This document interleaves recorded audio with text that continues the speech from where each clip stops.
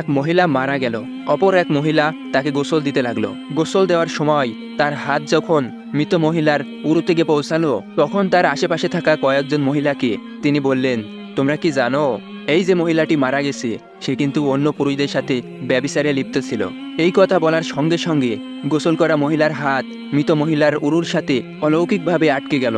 শত চেষ্টার পরেও হাত উরু থেকে আলাদা করা গেল না। এভাবে কেটে গেল ৩ রাত ৩ দিন। এই মহা সমস্যা দূর করার জন্য ইমাম মালিককে ডেকে নিয়ে আসা হলো। তিনি গোসল প্রদানকারী মহিলাকে জিজ্ঞেস করলেন, তুমি যে মৃত ব্যক্তির নামে মিথ্যা অপবাদ দিয়েছ, এই বিষয়ে কি 4জন সাক্ষী দেখাতে পারবে? তিনি বললেন, না। ইমাম মালিক বললেন, এই কুরআনুল কারিমের বিধান অনুযায়ী মৃত ব্যক্তিকে মিথ্যা অপবাদ দেওয়ার কারণে এই গোসল প্রদানকারী মহিলাকে ৮০টি বেতের বাড়ি দেওয়া হোক, তাকে ৮০টি বেতের আঘাত করা হোক। এই কথা বলার সঙ্গে সঙ্গে মৃত মহিলার উরু থেকে তার হাত সরে গেল। আল্লাহ আমাদের সকলকে এভাবে মানুষের উপরে মিথ্যা অপবাদ দেওয়া থেকে হেফাজত করুক। আমিন।